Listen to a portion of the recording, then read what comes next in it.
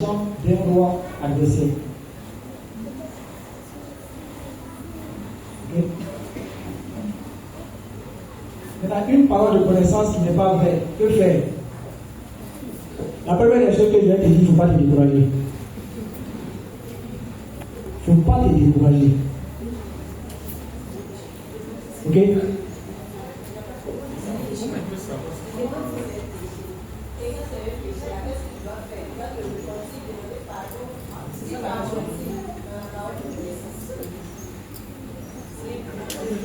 Si, pardon,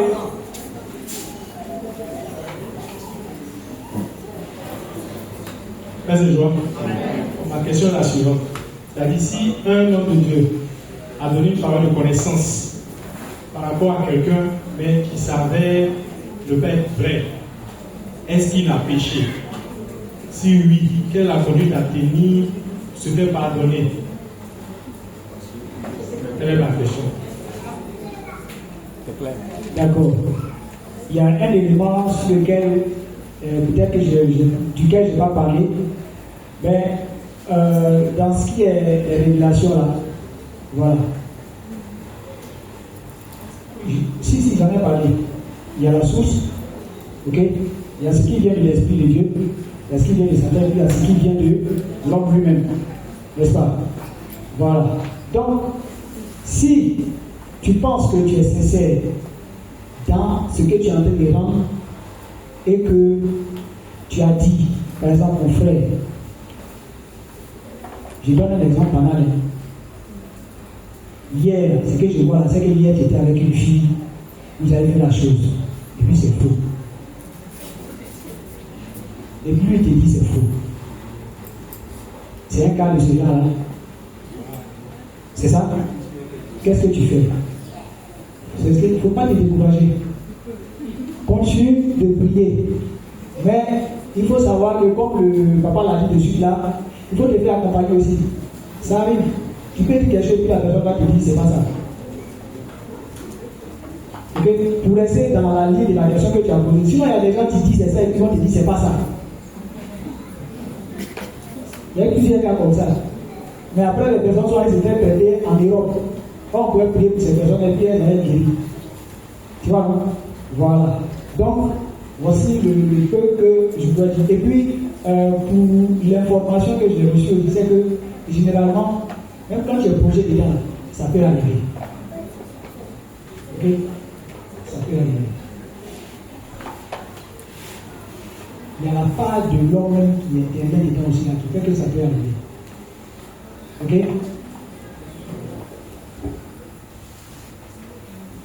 Frère Béranger, il y a une partie de la question qui n'a pas été répondue. C'est laquelle? Si la personne dit que c'est pas ça, là, quelle est la conduite à tenir? Il va se confesser parce qu'on a dit que c'est pas ça, ou bien c'est quoi?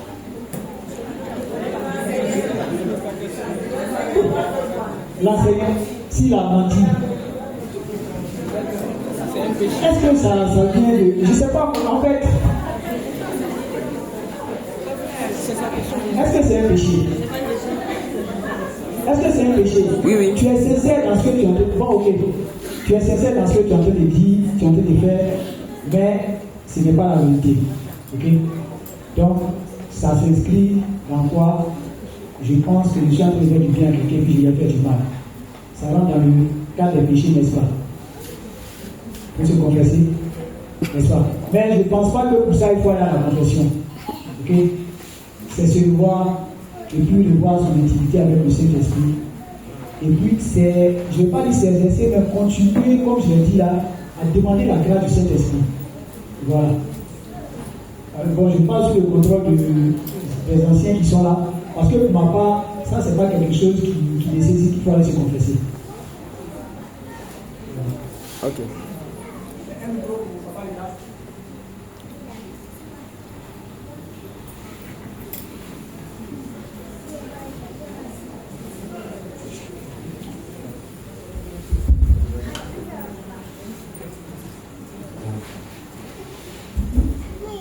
Comme il a dit au début, il y a trois sources quand nous parlons d'esprit. Trois sources. Quelle est la source qui m'inspire? c'est tout le domaine. Quand je donne une parole, je vais donner une parole parce que j'ai envie de montrer que moi aussi j'ai des paroles. Comme les gens donnent des paroles, moi aussi je vais montrer que j'ai des paroles. Donc, mon ego va me faire dire des choses, me faire inventer des choses. Mais là où je suis dans l'ordre du mensonge, quand on parle de péché, de se confesser, c'est quand volontairement, je suis en train de faire quelque chose, je sais au fond de moi que c'est mauvais, ça devient un péché. Quand je donne une parole, je n'ai pas besoin de la même confesser parce que la parole n'a pas été confirmée. Si je suis de bonne foi,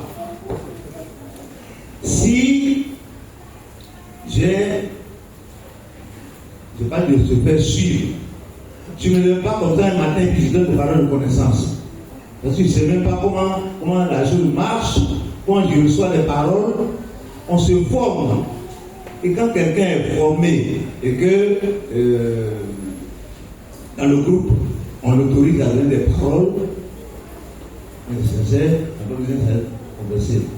Maintenant, la parole est confirmée ou n'est pas confirmée, ça c'est autre chose. On a des expériences où on a donné des paroles. Il n'y a pas eu de confirmation. Je donne le dernier exemple qui me vient à l'esprit. Notre dernière veillée la nuit. Le père Guéa a donné une parole. Dans l'assemblée, il n'y a pas eu de confirmation. Il y a un pasteur protestant, et là, tout le monde est là au milieu de nous. Le Seigneur a une mission encore plus importante. Je veux prier pour toi. Il a insisté, personne n'est venu. Est-ce qu'il a menti? Non, il n'a pas menti. La parole n'a pas été confirmée. Soit que la personne ne veut pas venir, il y a plusieurs cas comme ça. Bon. C'est pas une correction. Mais ce qui s'est passé, c'est que dès qu'on a fini la veillée et que le père est allé derrière, le monsieur a couru pour aller le rejoindre là-bas. Tout cela, on a vu ce qui s'est passé. Il n'a pas voulu se présenter parce qu'il y avait aussi d'autres évangéliques qui étaient dans l'assemblée. Et si on le reconnaissait comme ça, maintenant, je voudrais revenir sur un exemple que tu as donné tout à l'heure là. Tu donnes par reconnaissance, tu es sorti avec une fille. Ça, moi je ne donnerai pas, parce que tu as dit tout à l'heure que la parole de connaissance et la parole de sagesse vont ensemble. Alors, la parole de sagesse, en moi, il faut contrôler ce que je dois dire, ou la manière dont je dois dire la chose. Quelqu'un parmi ici a connu l'adultère, viens, je vais te prier pour toi.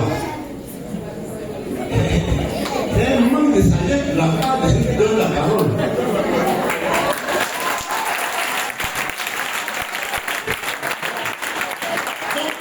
On peut recevoir une parole qui est juste, mais savoir comment la donner. Sinon, et si quelqu'un se lève pour venir, c'est que la personne est un moment de sagesse.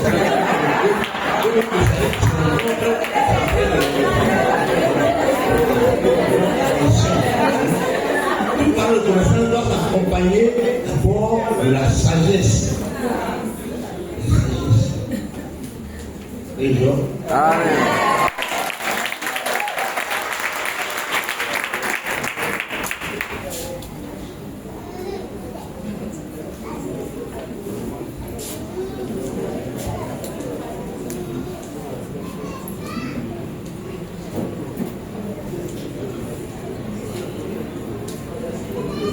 D'accord, il y a encore des questions. Juste une question.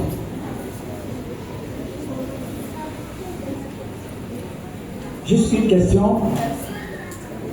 Ok. D'accord.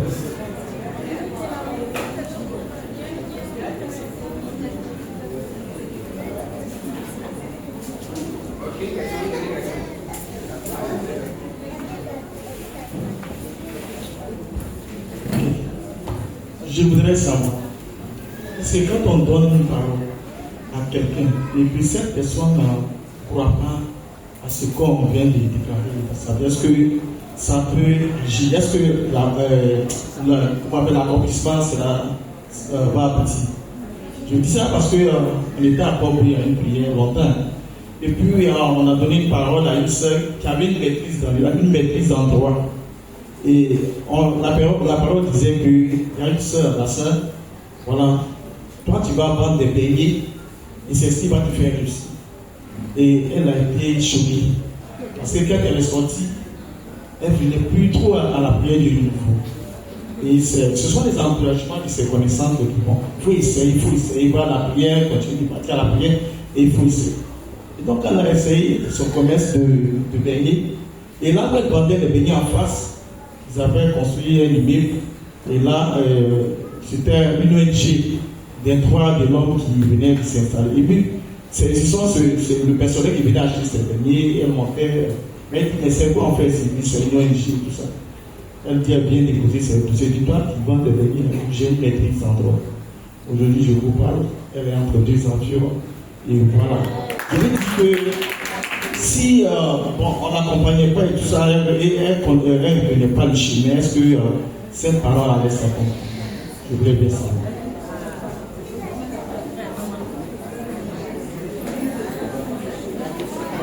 Ok. Donc, ici, c'est de savoir si la personne à qui la parole est donnée ne croit pas, est-ce que ça va s'accomplir? Là, c'est, si tu veux, c'est quelque chose qui va se produire dans l'avenir, n'est-ce pas? Okay? Donc, si tu ne crois pas, que tu ne fais pas ce qu'il faut, je ne pense pas, à moins que ce soit vraiment la grâce de Dieu qui va lui-même va te conduire à arriver à là. Sinon, si on te dit que tu dois être, par exemple, ingénieur, que tu ne vas pas à l'école, comment tu vas même être ingénieur? C'est un peu ça, quoi. Finalement, qu'est-ce qui s'est passé? Les encouragements ont fait qu'elle est partie. Or, ce n'était pas là. En fait, c'était une étape de la prophétie. C'était un chemin qu'elle devait emprunter pour arriver à là. Il y a plusieurs cas comme ça. Donc, même Saint-Paul, quand il a vu ce milieu, puis il a pris la ceinture, il l'a attaché. Il dit celui à qui appartient cette ceinture-là. C'est comme ça. Qu'est-ce qu'il a dit? Il ne faut pas qu'il a parti, lui qui s'en va. Mais quand il a arrivé là-bas, qu'est-ce qui s'est passé? Ça s'est passé effectivement, mais il a glorifié le nom de Dieu. Donc, s'il y a des paroles, en tout cas, s'il y a des personnes ici, il y a des paroles comme ça, comme on l'a déjà dit, discernez, faites-vous accompagner, et puis, vous-même, vous verrez la suite. Paix et joie. Amen.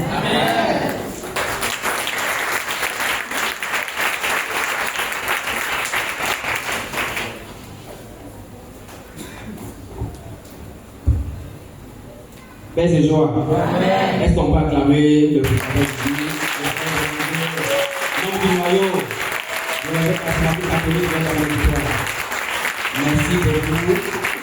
Alors, comme nous avons déjà annoncé, nous avons déjà notre PG national qui est là, notre frère du bureau du Césin, PG Kwame, qui va venir ici nous annoncer une parole, une bonne nouvelle que je vous demande d'acclamer. Merci.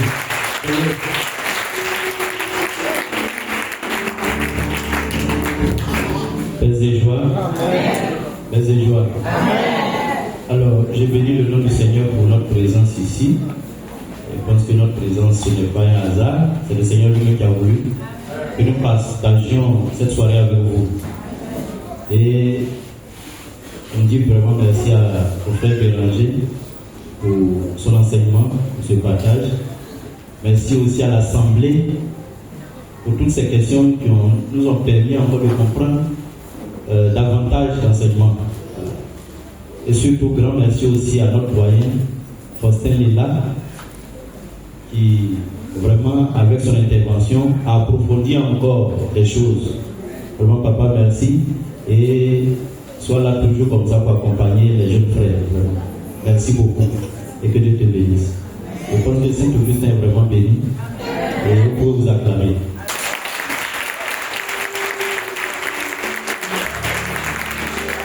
Oui, cette grâce encore, ça continue encore ce soir. Comme on l'a annoncé à notre arrivée, hein. On a avec le doyen qui s'est levé un peu, le berger Obodi Xavier, qui est aussi bibliothèque au niveau, j'allais dire, national, et même au-delà, voilà. Parce que c'est aussi notre aîné, on s'inspire vraiment de son expérience. Ce sont sur leur parcours de marchand et on bénit le nom du Seigneur. Et non des moindres aussi, notre berger, à tous, le berger national de toute la Côte d'Ivoire, qui est là pour partager aussi ce moment avec vous. Je pense que c'est une grâce. On ne peut pas se lever, on ne peut pas se retirer sans quand même avoir un petit mot de la part de notre berger national, le berger Roger Ango, que je demande d'acclamer très fort.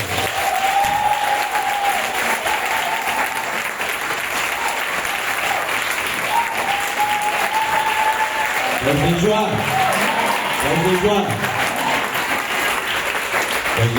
Merci beaucoup.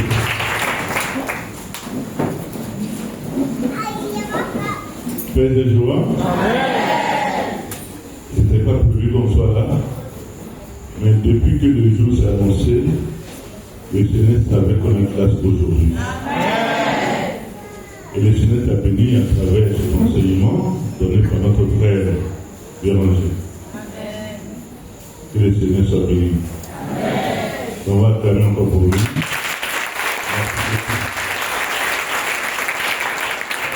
Merci parce que c'est un thème très important. On est venu, on est rentré dedans, on ne voulait pas qu'on arrête, on n'a qu'à continuer. Nous aussi, on voit clair dedans. On a vu clair dedans. Comme vous aussi avez vu clair dedans, voilà pourquoi vous avez posé des questions claires. Pour être éclairé par la puissance du Saint-Esprit. Respectez les anciens, hein? Respectez les anciens, hein? Un banc pour le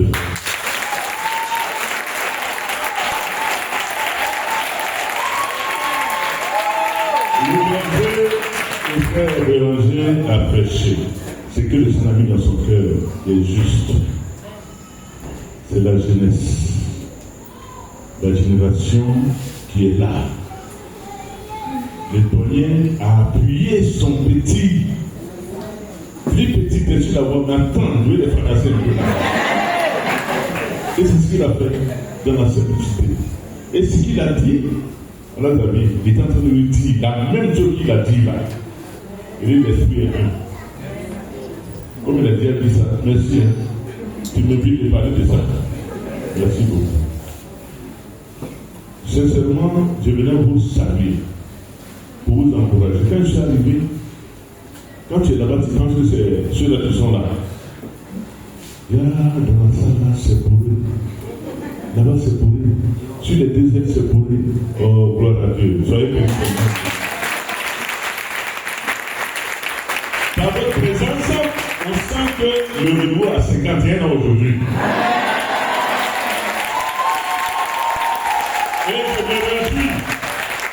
Je me vois que vous êtes en cinquantenaire. Oh! Là, à Jésus, quand le renouveau est debout, à Benjamin, à Saint-Augustin, est debout. Le renouveau vivra éternellement. Il n'a pas fait tout ce qu'il veut, le renouveau est là parce que de s'intéresser avec nous. Sois fier d'être au renouveau. Vous voyez le papa là, avec sa connaissance là. Il faut dire, il faut communauté, hein? Il peut faire. Mais il dit non. Ce que le monde apporte, je vais rester là. S'ils ont besoin de moi, je vais leur donner des conseils. Voilà pourquoi la plupart des anciens, mais souvent les nouveaux bergers n'ont eu là, ils négligent les anciens. Tu négliges l'ancien, demain tu seras ancien, moi tu négliges aussi. Chacun son tour. Alors voyez-vous, si le renouveau doit vivre éternellement, c'est votre présence.